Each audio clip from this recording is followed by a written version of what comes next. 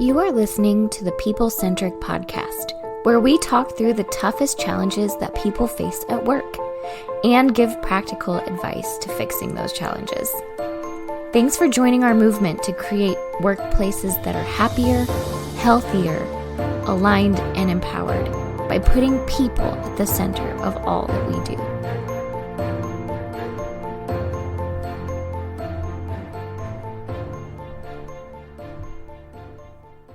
Hey, People Centric leaders. This is Stephanie Anderson, and we have kind of a fun, interesting topic for you today. As you know, we like to keep up with the trends of what's happening in the world of the workplace. And so we read a lot of articles and books and try to keep up with what's happening.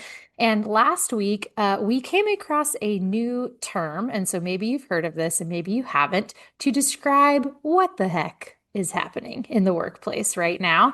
And it's called quiet cracking. And so some of you might have heard that and be like, yes, I feel this and I know what that is. Or maybe you read the article on MSN too, but we're going to talk about it today. And so I've got Don and Diana on the podcast with us. Hello.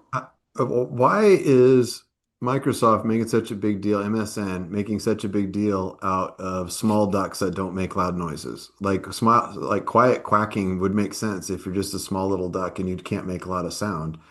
Why are they making such a big deal out of that? You know, it might be time to turn up your hearing aids just a tiny bit on this one, Oh, I but see. Cracking, quiet cracking, not quacking. Okay, I see.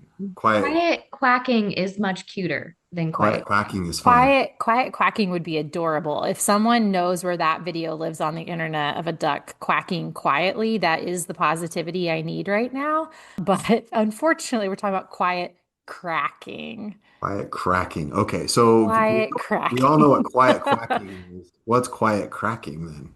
Good question, Don. So Emerson was citing a research that had just been done in the workplace, and they say quiet cracking is the erosion of workplace satisfaction from within, which sounds really sad. But they said they found that they feel like there's a middle world between active burnout. So you have people that are just like your people that have maybe been pushing too hard and achieving, and they are burning out. They're doing too much. And then the quiet quitters, which I think that's a term that everybody's pretty familiar with now, the people who are just like, I don't like this job anymore. And so I'm just going to kind of stop doing it, but I still work here. So they say it's kind of in between that people that are quietly cracking at work, like they're breaking a little bit every day, are the people who both feel unappreciated from their managers and closed off from career advancement while doing work they otherwise like. So the study said that this results in unhappiness, and frustration slowly builds until demotivated employees have to force themselves through the workday, causing their attention and productivity to drop. So they said, like, unlike burnout, it doesn't always manifest in exhaustion, but also unlike quiet quitting, it doesn't show up in performance metrics immediately, but it is just as dangerous. Just And as, you do have to read that part of the article in your best, like, movie voice. yeah, I like you said it earlier, like in a world of quiet quitting, one quiet quitter quits the most. I don't know. One quiet Quacker, quitter cracked. quacker, cracker, quacker. What is it? One quiet cracker cracked. And she sells seashells by the seashore. She cracked selling those seashells because she just couldn't sell anymore. I don't know. Like, There you go. There you thank go. you. So this is, Stevie, you made a good distinction here. So this isn't like, okay, so you're at your job. Let's put it into context here. You're at your job and you like what you do. Like you did it. You found a job that you like. Your manager's not yelling at you. It doesn't say like the situation for quiet cracking happens because your manager's a jerk. You might even like your manager. They're just not telling you a lot. They're not giving you feedback, right? So they're not telling you things. So you're quietly doing your job and it's good, but you're not getting feedback. But it's almost like you're slowly running out of gas or something like that, right? Like, is there something that kind of implies like there's something as manager that we should be giving to our people to put some fuel in the tank? Like, what is this? What's this telling us? What's this article saying to us? Yeah, I mean, I agree with that too. Like when they talk about them feeling like unappreciated by their managers or like closed off from career advancement doing work they like, I thought the same thing. And I think that's why like the cracking is a good example because it's not like this big moment, right? Where all of a sudden you didn't get the promotion or your boss gives you all this negative feedback and then you're like, I'm out of here, I'm done. It's those little movements, those little seismic shifts that build up over time. And to me, it almost seemed like, if you've heard the term like death by a thousand bee stings, like it's the employee that's like they've forgiven you for maybe not being a great leader from time to time, or they've forgiven you for not thinking about them when you had another position, or not thinking about including them in something. And they've given a chance and chance and grace and grace and grace. And they're finally at that point where they're like, okay, well, now I really feel unhappy because of all of these things that have happened that probably, like, again, if we're going to give grace to the managers in this situation, probably were maybe just genuine mistakes or they forgot they're not intentionally out to like get this person or exclude them. But those things build up over time. And it was interesting when I was reading this article, like I thought of a friend of mine who recently just like described her job to me in this way. She works at a company she loves. She's really passionate about the mission. Her job is like decently well skills matched for what she wants to do. And she's really unhappy there. And so it's like one of those where like I started asking her like, well, why then? Like what's happening? And do you just need to like buck up buttercup or like take a vacation and like regenerate? And she just started telling me all these stories about things that had happened over time and like where she'd been left out or forgotten or didn't feel cared about or did a lot of work and nobody really appreciated or recognized it. And then she's seeing other employees getting recognized for those same things. And to me, it really was like spelling out just like disengagement and how we talk about disengagement in the workforce. Yeah, and as you talk, I can imagine some people, I've had people tell me that like their job feels groundhogish, right? The Groundhog Day effect, right? I go in, I do the thing, I go home. I go in, I do the thing, I go. And no matter what I do, it doesn't change. And no matter how hard I work, it doesn't change. No matter if I'm working on great projects or not, if I'm asking for feedback or not, like it's not doing anything different. So I feel very stuck and Groundhog Day-ish. Yeah, and this article is pointing out a specific mechanism for that, right? It's not the disengagement's not new. It's just talking about a lot of disengagement comes from like maybe somebody does a job that's kind of blah, you don't really love your job or whatever. But this is saying like, no, you love the job, but your manager's not leaning into you. So, I mean, one of the things that we've talked about in the past and did a whole episode on is the culture grid, right? And I think about the culture grid, and the idea of the culture grid is you can evaluate, if you're a manager, you can evaluate your employees on two different axes. So think about like the one axis shows their performance. How good are they at their job? So if they're way on the left side, they're not very good. If they're way on the right side, they're great at their job. The other axis it talks about like their attitude. Are they really aligned with the company or not? If at the top, they're really aligned, they love the place. If they're at the bottom, they have a terrible attitude. So then a lot of times we'll break that into four quadrants when we're working with managers and training them, and we'll say, okay, if you're managing the bottom, so they're bad attitude and they're terrible at their job, what do you do? And of course, the answer is you tell them that they're terrible and then you fire them, right? You're going to move on with that. If that's an easy solution. Then we talk about what happens if they have a great attitude but the bad performance. The answer is you train that person. What if they have what if they're great at their job but they have a terrible attitude? The answer is you have to engage them and have a watershed conversation with them. And then we talk about how do you manage the good at their job and great attitude. And a lot of times we will hear the managers say, well, you don't have to manage that person. It's great. And the reason I bring that up is that's the scenario we're talking about right now, right? It's not like the manager necessarily, because you talked about, Stephanie, in that article, it says they feel unappreciated. When you feel unappreciated, that doesn't mean you're not appreciated. That just means you feel unappreciated, which might mean that the other person's not saying anything. So I'm wondering, like, is that caused by managers not giving feedback to their best people because they're their best people? I don't have to worry about you. Hey, you like your job, you're well placed. I'm going to go focus on my attention on these other people. Yeah, I think that's exactly it of what I was thinking too. And I love how you frame that in culture grid because yeah, I've heard the same thing many times from our clients is like, even really involved managers will tend to get like a laissez-faire attitude toward their high performers. That they're like, well, they're great at what they do. They might be experts in their field. Like, I don't need to hold their hand to do stuff. And that's all true.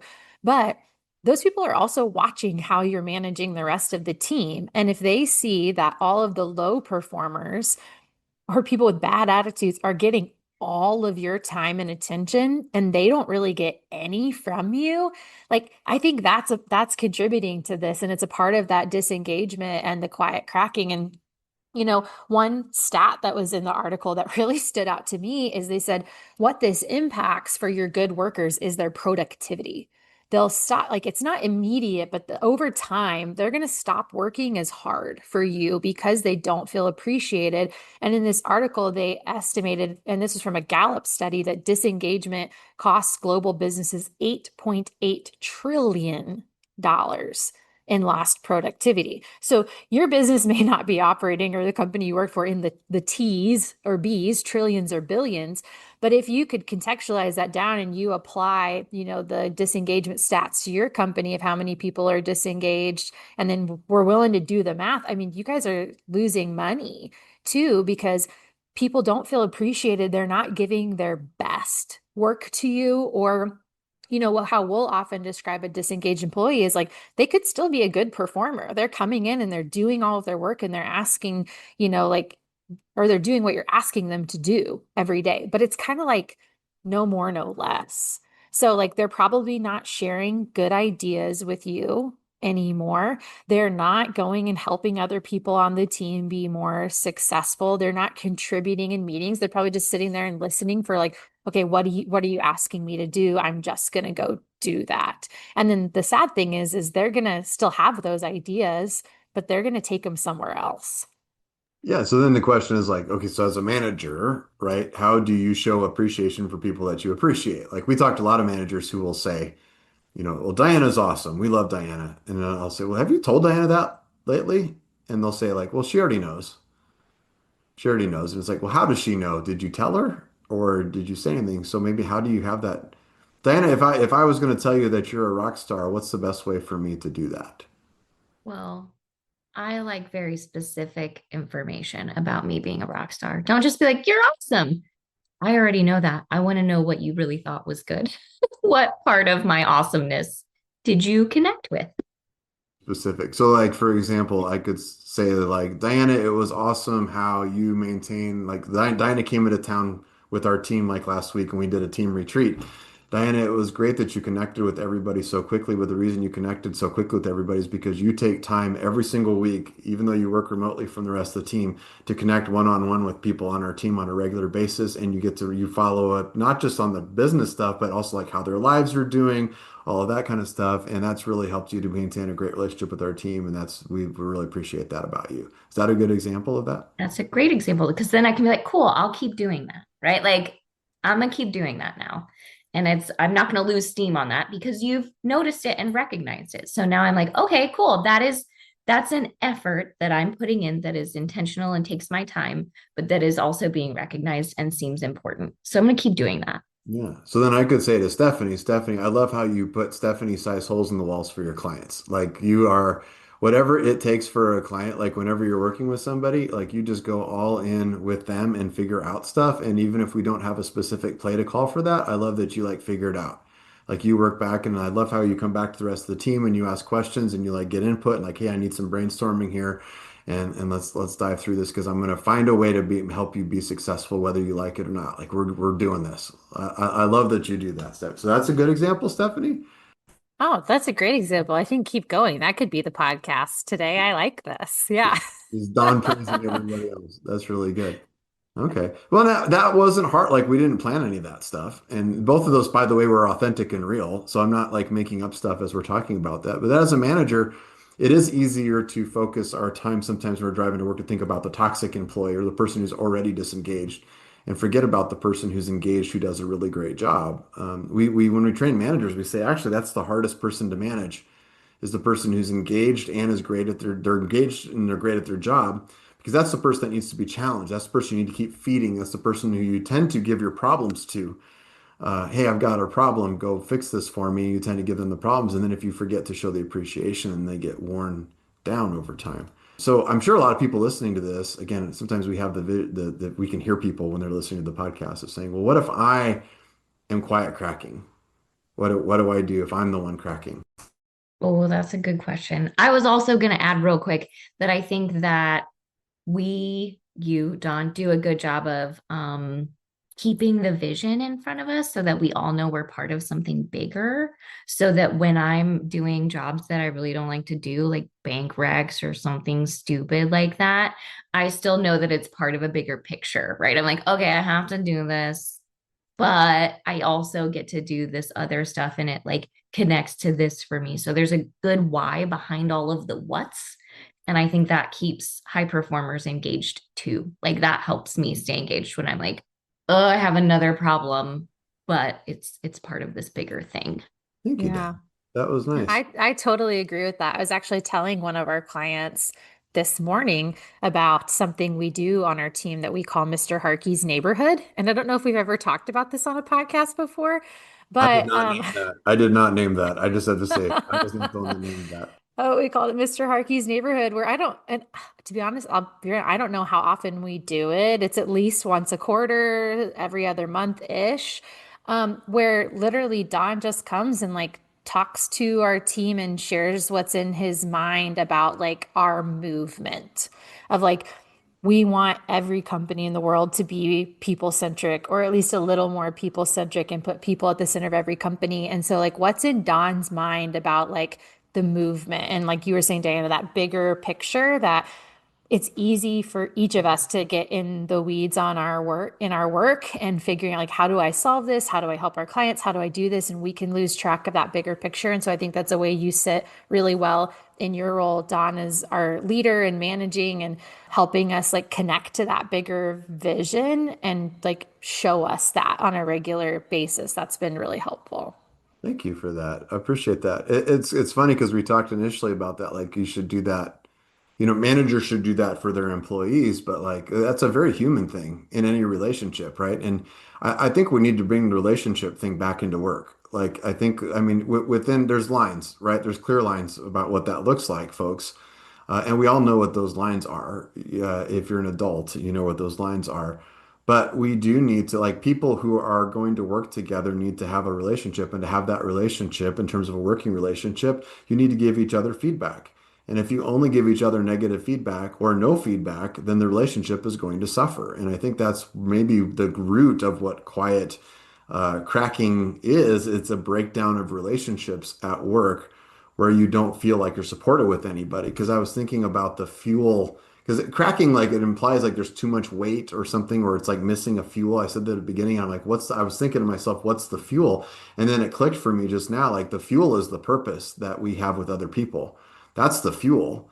And if you don't hear that feedback from other relationships that you have at work and you're not getting that feedback, then you're not getting that fuel. It's not filling up your tank. Your tank's going to go empty and it's going to put a lot of stress on your machine. So yeah, I think that's good.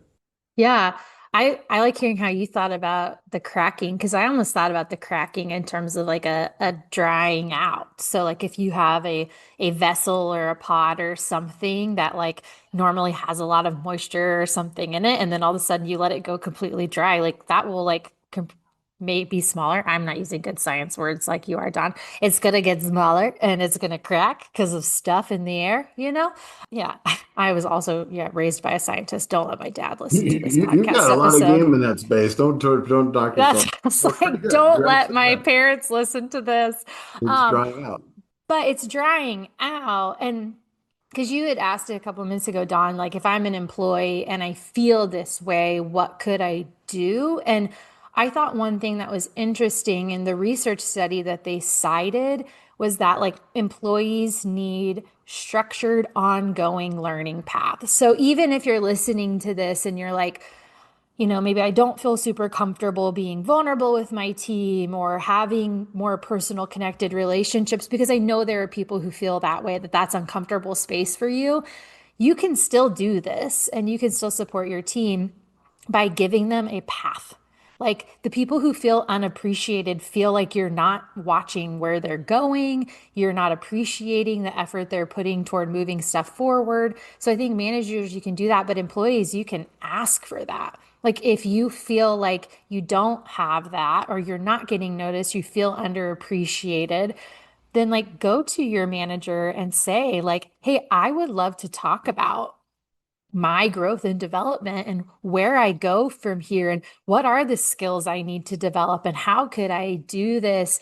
And that's such a positive way to share how you're feeling because that gives your manager something like they can co-create with you or maybe something that they haven't. Like your company might have some type of leadership development program that your manager maybe they did forget to tell you about it, but this could be a good reminder for them to like plug you into that and engage you. And let's create like some structured learning opportunities for you to grow at work. Yeah. And I love Don's question of like if you're cracking, what do you do? And yes, Stephanie, all those things definitely help. I know that I think high performers have a tendency to crack easily because we just need that like extra. I don't know. We need to be extra. And so I know I have gone to Don at times and been like, dude, I'm bored. Like, that's not saying that I don't have enough work to do. I have plenty of work to do. I need something else to do. I need a challenge. I need a project. I need something to stimulate my brain because I'm stuck in this like cycle of come in, do your job, go home, come in, do your job, go home. And everything I've tried is not working. I love our mission. I love our vision. I love our values. I love my work. I love my people, and I'm bored still. So like help me get on board. And I think if you can have those types of conversations and say like, I have ideas, I have thoughts, I have this plan for myself that I want to go these places and do these things.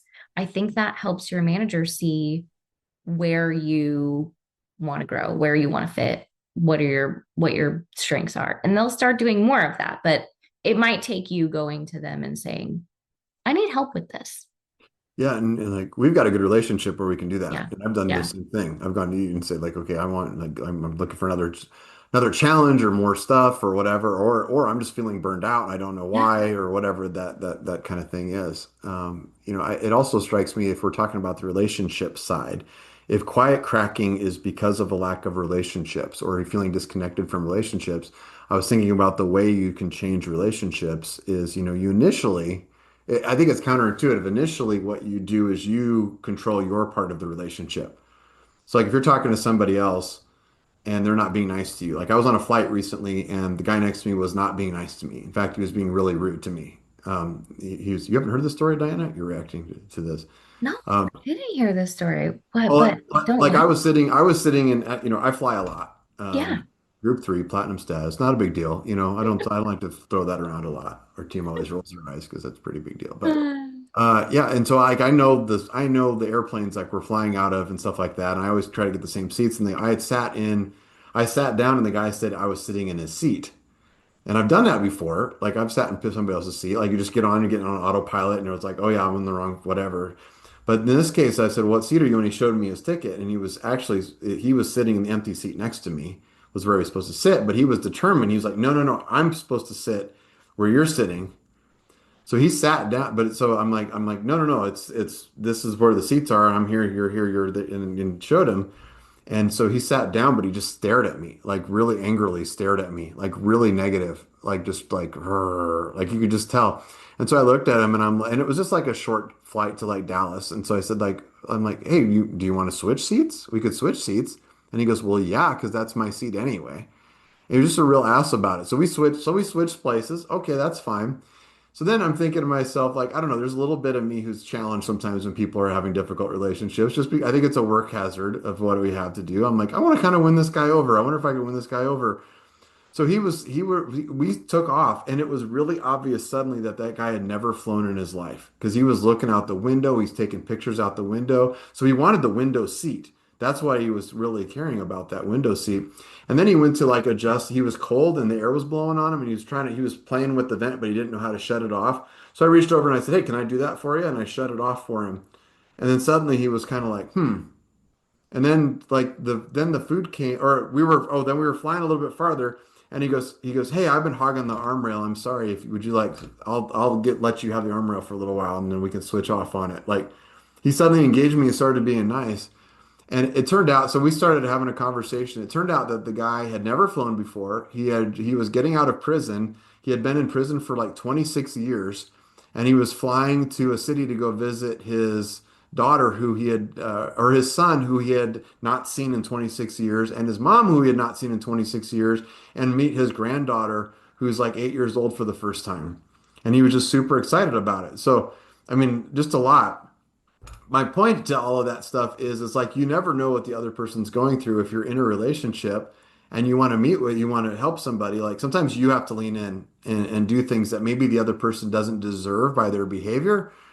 So like if you are maybe your boss isn't giving you good feedback, but like Diana and Stephanie, like you guys giving me the feedback in that moment helps me to feel, that feels good and that does build a relationship and that does make me more likely to probably give you that feedback. So just saying like if you don't like the relationship you have with your boss, there's a tendency to say I want to go to my boss and say this is why what you're doing wrong when maybe the approach should be maybe what you need to do is exhibit more right yourself and then the other person might meet you where they are, where that relationship is. So that just occurred to me in terms of like relationships. It's not fair that it works that way because a lot of people say, well, he's being a jerk and I'm doing this. Why do I have to be nice to the other person? It's like, well, to some extent, if you're being nice and you're showing some empathy and stuff, that maximizes the chance. That's your most powerful tool for potentially influencing the other person to change their behavior. So if you're an employee and you're feeling that, that's just one way maybe you can help your boss to be better.